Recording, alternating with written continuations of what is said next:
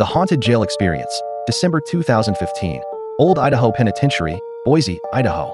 What would you do if you felt a cold presence brushing against your back in an abandoned prison, only to find that others saw the same thing?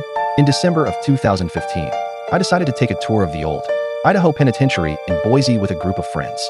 The prison had been in operation from 1872 to 1973, and the tour guides told us that there had been multiple reports of paranormal activity over the years. I had always been skeptical of ghost stories, but I figured it would be fun to check out. Like and follow if you like. We were split into groups, and I was with a few friends and a couple of strangers. The place was dark, cold, and extremely eerie. The tour guide led us through the old cells, and we were shown areas where prisoners had died under mysterious or violent circumstances. At one point, we were standing in an old solitary confinement cell when I felt something brush against my back. I turned around, but there was no one there. My friends laughed, assuming it was just the cold air playing tricks on me.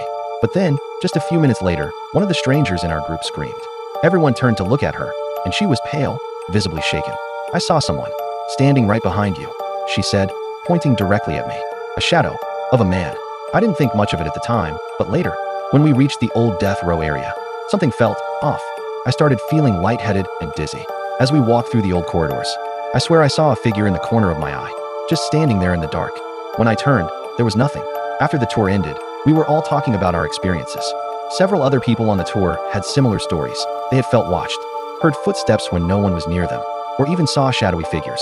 The tour guide casually mentioned that many people report seeing someone in the windows of the old solitary cells.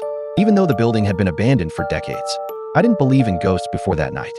But after hearing the stories from others on the tour and experiencing what I did, I'm not so sure anymore. There's definitely something about that place that doesn't sit right with me.